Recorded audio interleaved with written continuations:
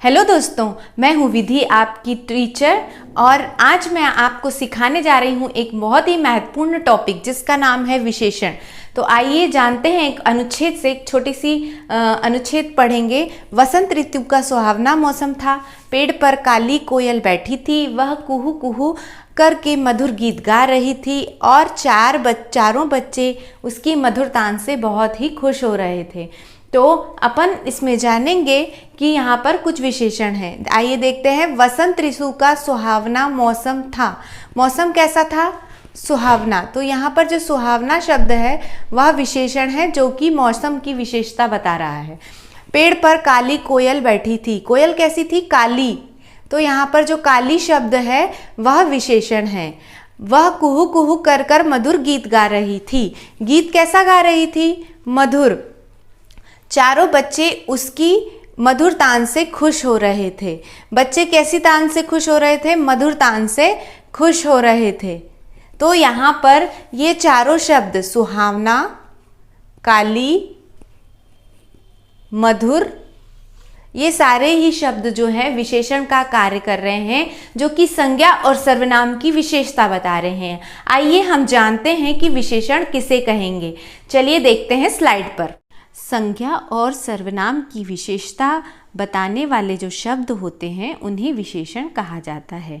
यह ध्यान रखें कि संज्ञा और सर्वनाम की विशेषता बताने वाले शब्द को विशेषण कहते हैं। अब विशेषण जो है संज्ञा या सर्वनाम की कौन सी विशेषता बताते हैं? तो वो संज्ञा या सर्वनाम के गुण, दोष, रंग, मात्रा और संख्या आदि को बताते हैं। आइए इस उदाहरण से हम देखें।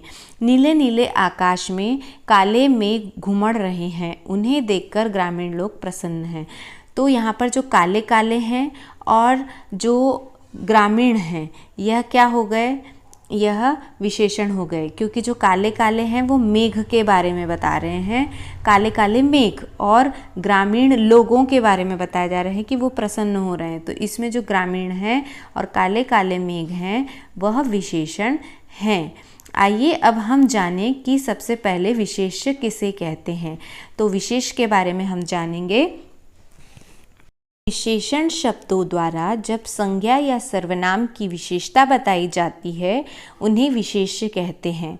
जैसे हम इस उदाहरण से बताएंगे कि दीदी ने गुलाबी साड़ी पहनी या पिताजी हमारे लिए हरे बादाम लाए। ये दो उदाहरण हैं। अब इसमें यहाँ हम प्रश्न पूछ के देख सकते हैं कि पिताजी हमारे लिए हरे बादाम, हरे क्या लाए? तो यहाँ पर जो क्या शब्द है उसकी जगह क्या आएगा? बादाम। तो जो क्या है वह वहाँ पर जो शब्द आएगा वह विशेष्य कहलाएगा। दीदी ने गुलाबी साड़ी पहनी। तो यहाँ पे दीदी ने गुलाबी क्या पहनी? साड़ी। तो जो साड़ी शब्द है यह विशेष्य कहलाएगा। और यहाँ पर बादाम शब्द जो है वह विशेष्य कहलाएगा। आइए अब जाने विशेषण के भेद। विशेषण के 4 भेद होते हैं। पहला भेद है गुणवाचक विशेषण, दूसरा है परिमाणवाचक विशेषण। अब जाने तीसरा संख्यावाचक विशेषण, और चौथा है सार्वनामिक विशेषण। आइए अब हम इन विशेषणों के बारे में विस्तार से जानें। पहला है गुणवाचक विशेषण। जो विशेषण किसी भी संज्ञा, सर्वनाम के गुण, दोष, आकार, रंग, अवस्था, स्थिति या गंध, स्वाद आदि का बोध करा देता है, उस प्रकार का जो विशेषण है वह गुणवाचक विशेषण कहलाता है। दोष, गुण, दोष, आकार, अवस्था, स्थिति, गंध, स्वाद, इन सभी को याद रखना है, क्योंकि ये जो बोध कराए उसे ही हम गुणवाचक सर्वनाम कहते हैं। गुणों में हम देखते हैं कि जैसे अच्छा होता है, दानी, विनम्र, परिश्रमी, ईमानदार, यह सब गुण में आता है। और दोष के अंतर्गत जैसे डरपोक, निर्बल, आलसी, कंजूस, इस तरह के जो शब्द हैं वो गुणवाचक विशेषण के अंतर्गत आएंगे। रंग में कोई भी रंग हो सकता है, लाल, हरा, चमकीला, सुनहरा, नारंगी।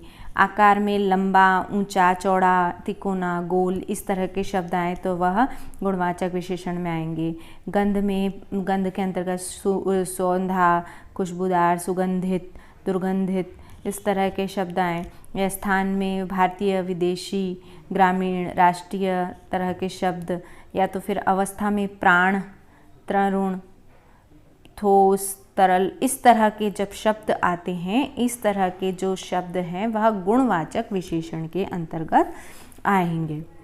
अब जैसे है डरपोक, गीदड़, डरपोक गीदड़ के अंतर्गत जो शब्द है डरपोक वह गुणवाचक विशेषण कहलाएगा।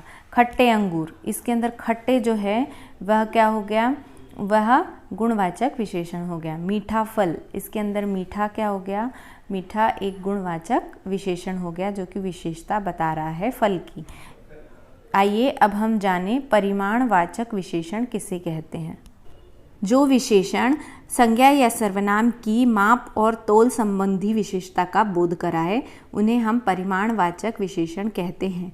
माप तोल संबंधित जैसे कि 2 गज जमीन, 2 किलो चावल, 20 लीटर दूध, 1 पाव खसखस, इस तरह के जो शब्द हैं वह परिमाणवाचक विशेषण के अंतर्गत आते हैं। यह माप तोल संबंधी विशेषता को बताते हैं। आप समझ गए होंगे। उदाहरण जैसे 2 गज ज़मीन और 2 किलो चावल, इसमें 2 गज और 2 किलो यह जो हैं वो ये शब्द क्या है, यह परिमाणवाचक शब्द कहलाते हैं। अब परिमाणवाचक जो विशेषण हैं उसके भी 2 प्रकार होते हैं। एक तो निश्चित परिमाणवाचक विशेषण और दूसरा अनिश्चित परिमाणवाचक विशेषण। उन निश्चित परिमाणवाचक विशेषण के अंतर्गत निश्चित परिमाण का बोध किया जाता है। उसमें यह पता चलता है कि कितनी निश्चित मात्रा है। अब जब आप समझ जाएं कि नहीं इतना ही है, जैसे 20 लीटर दूध, 5 लीटर पानी, 2 किलो घी, 100 ग्राम काली मिर्च, इस तरह में आपको दिया हुआ है कि किस तरह का इसमें परिमाण जो है वो निश्चित है। और अनिश्चित वाचक विशेषण वो होते हैं जिनमें कि परिमाण का बोध नहीं होता, जैसे कि थोड़ा सा पानी, मन भर लकड़ी, कुछ फल, कुछ संतरे, इस तरह की जो शब्द हैं वह अनिश्चित परिमाणवाचक विशेषण कहलाते हैं।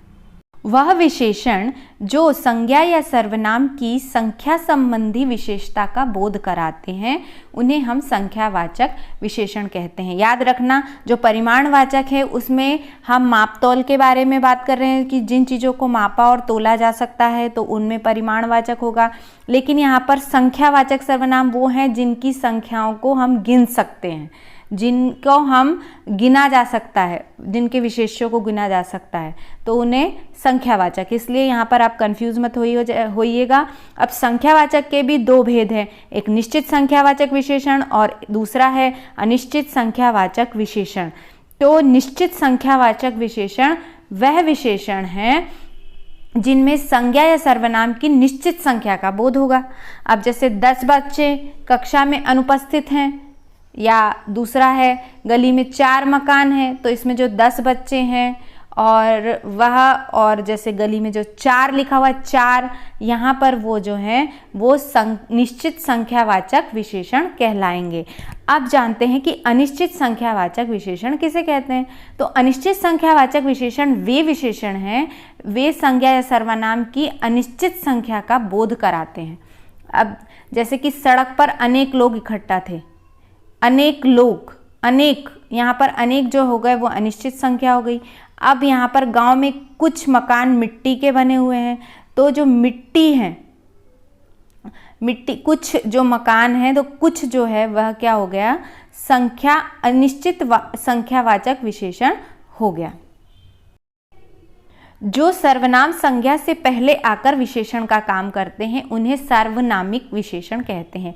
अभी आप ये सोच लीजिए कि संज्ञा से पहले जब सर्वनाम आ जाता है तो वह सर्वनामिक विशेषण है। उसमें लिखा ही है सार्वनामिक, यानी सर्वनाम, संज्ञा के पहले सर्वनाम, तो वह हो गया सार्वनामिक विशेषण। देख लेते हैं, उस बगीचे में सुंदर पुष्प खिले हैं और वह नौकर बहुत ईमानदार है। अब यहाँ पर जो उस शब्द है, उस शब्द जो है वो बगीचे के बारे में बता रहा है, यानी संज्ञा के बारे में बता रहा है। तो जो उस है वह क्या हो गया, वह सार्वनामिक विशेषण हो गया। वह नौकर बहुत ईमानदार है, तो यह वह जो हो गया वह सर्वनाम हो गया, जो कि नौकर के बारे में बता रहा है, और यह संज्ञा से पहले आया है क्योंकि यहाँ पर नौकर संज्ञा है और वह जो है वो सर्वनाम है, तो यहाँ पर सार्वनामिक विशेषण होगा। आई होप आपको सब कुछ समझ में आ गया होगा, और आपको ये वीडियो अगर पसंद आया है तो प्लीज़ इस वीडियो को लाइक कीजिए, शेयर कीजिए, और अगर आपको मेरा यह वीडियो पसंद आया हो तो इस चैनल को सब्सक्राइब करना ना भूलें। धन्यवाद।